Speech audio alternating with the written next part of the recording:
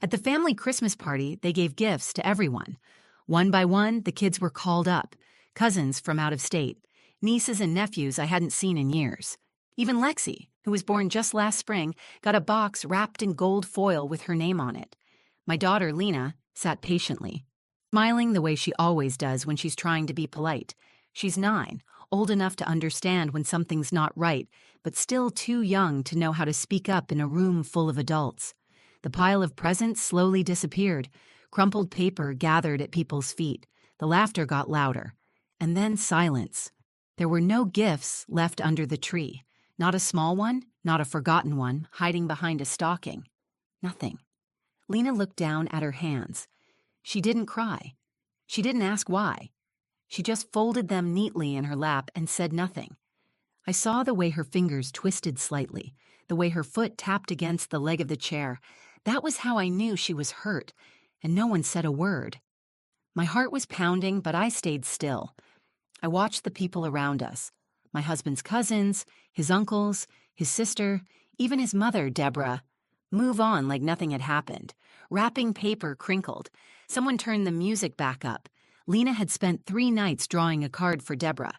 She used gold glitter for the edges and wrote, "Merry Christmas, Grandma," in her best handwriting. I remembered her asking if she should give it to her before or after she opened her gift. She never got the chance to decide. I leaned forward to say something, to call it out, to demand an explanation. But before I could speak, Eli stood up. My husband doesn't make scenes. He's the one who de-escalates, who smooths over conflict with quiet phrases and calm glances. But this time, he didn't look calm. He walked over to the fireplace, reached behind one of the stockings, and pulled out a white envelope. He turned around to face the room. "This," he said, loud enough for everyone to hear, "was supposed to be opened last." The entire room froze. Conversation stopped mid-sentence. Deborah narrowed her eyes. Lena looked up from her lap. Eli walked the envelope over to her. He didn't say anything else, just handed it to our daughter and nodded. And for the first time all night, every single person in that room paid attention. Christmas Eve had always been a big deal at the Morgan house.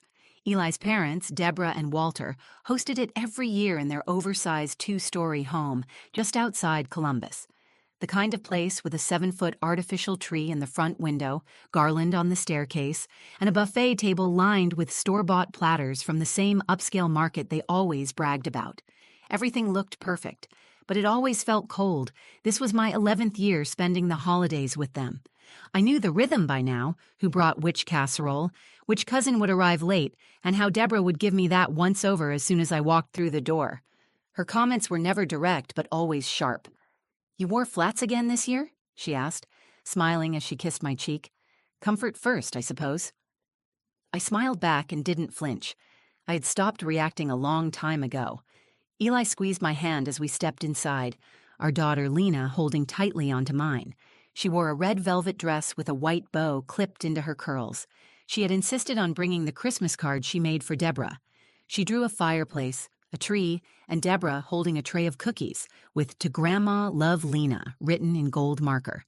Eli's sister, Melissa, was already there with her kids, plus a dozen cousins and extended relatives I saw once a year, but never really got to know. They all greeted each other like one big, happy family. I stood at the edges, helping Lena out of her coat and hanging it next to the others. There's a strange kind of loneliness that comes from being surrounded by people who treat you like a guest in a life you married into. I knew most of their names. I remembered birthdays and sent thank you cards, but I was never one of them. Not really. Eli felt it too, I think, but he never said it out loud. He loved his family. He didn't want to pick sides. I never asked him to. Lena tugged at my sleeve and whispered, "Can I give Grandma my card now?" Her eyes were bright and her cheeks were already flushed from the cold. "Maybe wait until after presents," I told her. "She might be busy right now." We moved to the living room. The tree was lit, the fireplace was on, and the floor beneath the tree was packed with gifts. Boxes in every shape and size, all carefully wrapped with matching ribbons. Deborah always insisted on color-coded wrapping paper to keep everything organized. Walter handed out drinks while Melissa's husband passed around appetizers. Christmas music played softly in the background. On the surface, it looked like a picture-perfect holiday. Lena settled onto the rug with the other kids, talking quietly with her cousins. She had her card in her lap, folded neatly, ready to go. I stayed behind her, sitting on the couch between Eli and an empty space no one filled. The smell of cinnamon and pine hung in the air. Laughter bubbled up across the room. Small talk echoed off the walls. And yet I felt something off, like a ripple beneath the surface. It was subtle, but I noticed. Deborah hadn't said a single word to Lena. No compliment on her dress, no hug, just a quick glance and a distracted, "Oh, hi, sweetie," before she turned to fix the bows on the presents. I watched Lena's face. She noticed it too. She didn't say anything, but I saw her smile falter for a second before she turned her attention to her cousin Abby. The tension in my chest started to build, quietly, the way it always did when we visited. I told myself to stay calm, to let it play out. Maybe I was reading too much into it. Then Deborah stood near the fireplace and clapped her hands. "Let's do presents before dessert, kids first." Eli leaned back beside me, rubbing his hands together. I tried to match his energy. Lena looked up and straightened her dress. "Let's see," Deborah said, picking up a gold gift from the pile. "This one's for Connor." The first name, then another. One by one, children's names filled the room, laughter, ripping paper, thank yous tossed toward adults. The stack of gifts began to shrink. Lena leaned forward a little, still holding her card, still smiling. I held my breath and watched. This was the part where the night began to change. The gift exchange had always followed the same order, kids first, then adults. Deborah stood near the tree, lifting each carefully wrapped box, reading the tag out loud and calling the child's name like she was announcing winners at a school raffle. She beamed at the reactions, clapped her hands when a gift got a big response, and chuckled when wrapping paper was shredded too fast to admire. "Connor," she called, handing a large red and green box to her oldest grandson. Then came Emma, Ava, Tyler, and Jasmine. She even pulled out a small plush-wrapped package and said, "This one's for Lexi, her first Christmas." Lexi was barely 6 months old, lying half asleep in her mother's arms. Everyone clapped and cooed. Lena clapped too. I kept my eyes on the pile. I counted what was left, only a handful. I reminded myself there were probably still more for Lena. Maybe something got misplaced. Maybe her name just hadn't come up yet. Deborah reached for a silver-wrapped box. "Owen," she said. The boy ran forward, took the gift, and returned to his seat. 2 gifts left now. I sat up straighter. "One for Abby," Deborah said. She passed it to Melissa, who handed it to her daughter. Then she picked up the final gift. It was long and thin, wrapped in blue paper with a white ribbon. Deborah squinted at the tag and smiled. "Ah, for Logan." Logan, a cousin's stepson. He didn't even share the family name. He took the gift with a quick nod. Everyone watched him unwrap a remote-controlled car. I waited for Deborah to say something else, to pull out one last surprise, maybe one she had hidden behind the tree. But she turned to Walter and said, "All right, that's the last one." Someone turned the music up a notch. People started chatting again. One of Eli's uncles reached for another drink. A few of the kids began playing with their new toys in the corner. Lena sat still, cross-legged on the rug, her card still clutched gently in her hands. She looked up at me, not with tears, not with questions, just a small, tired smile, one that tried too hard to look fine. I leaned forward.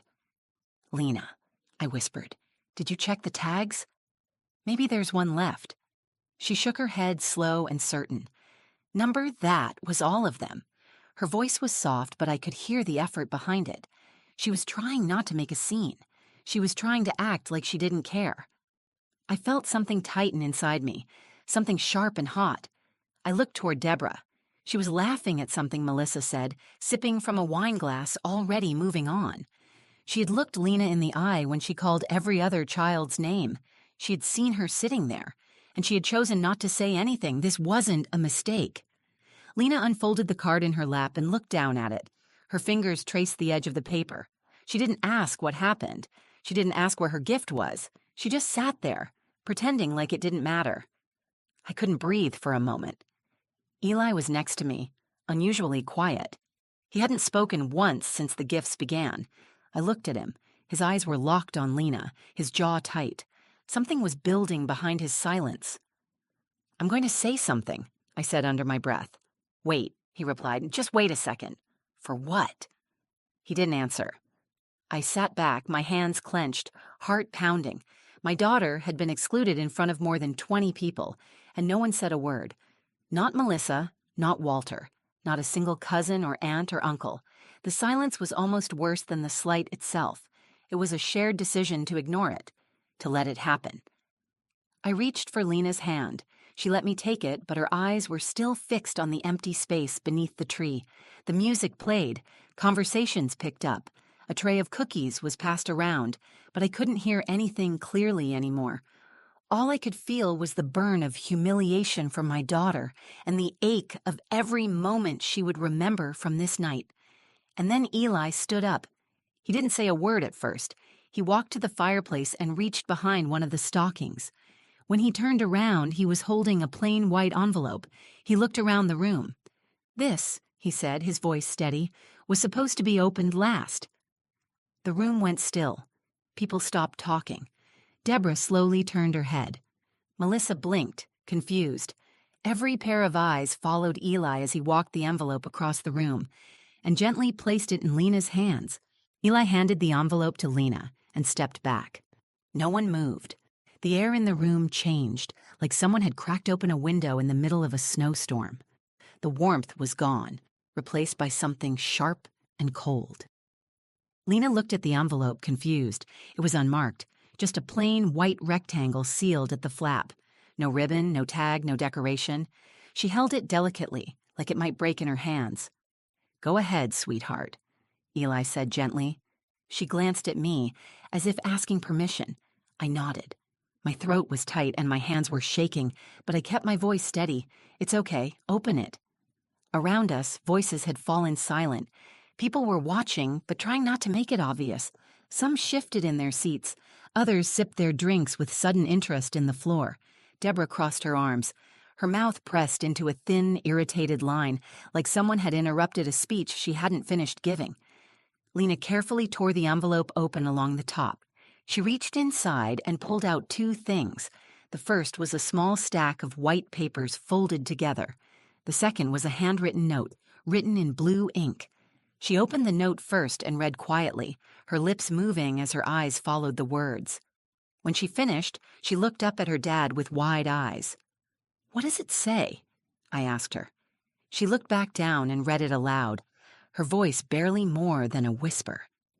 "To my daughter, Lena, for the girl who brings light wherever she goes. Let's chase the northern lights this year. Iceland awaits. Love, Dad." A hush fell over the room, thicker than before. Even the music in the background felt like it had faded out. Lena looked at the folded papers again and opened them.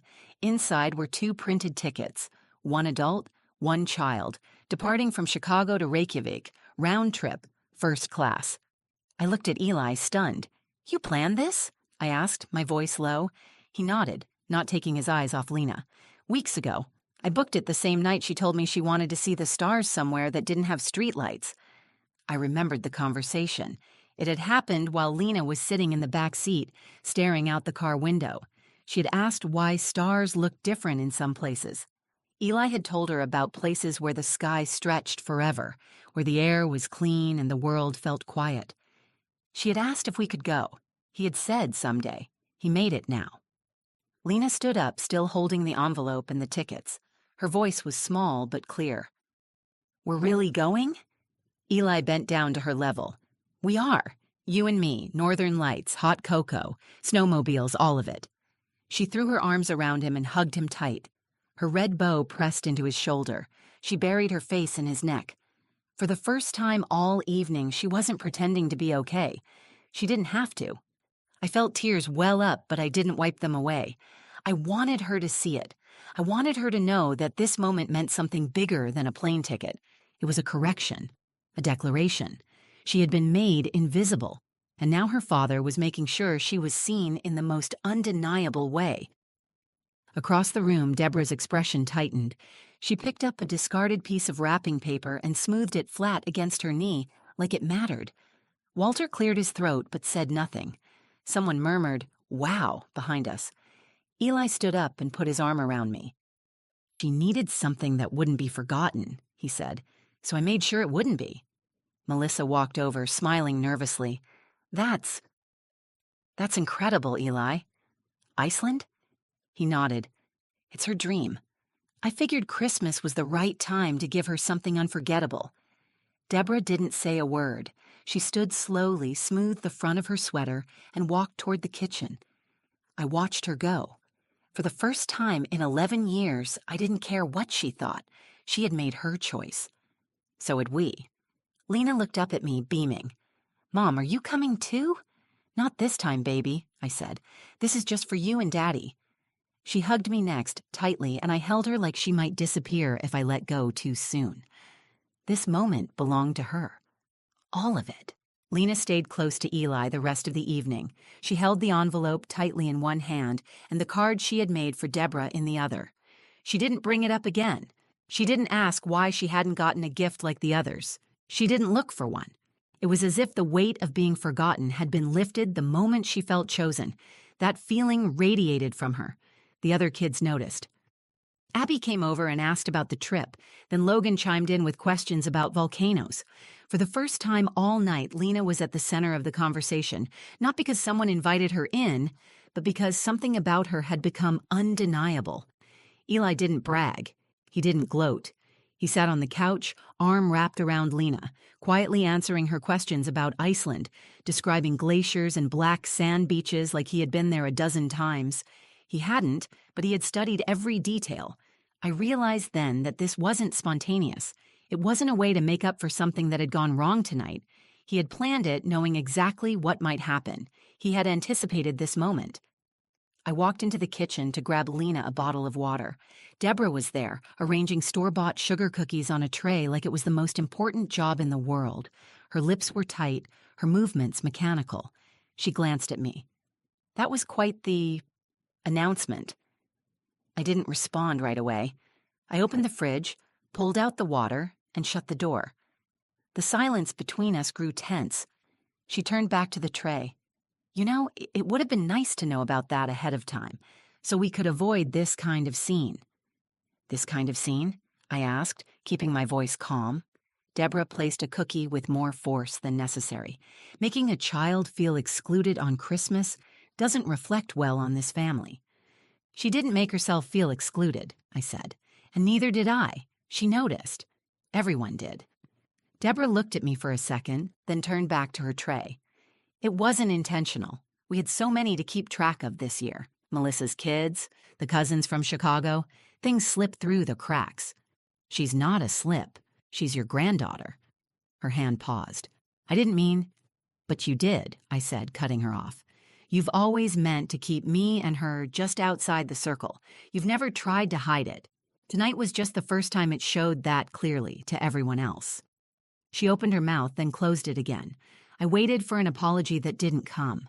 I walked out and left her in the kitchen with her perfect tray of cookies.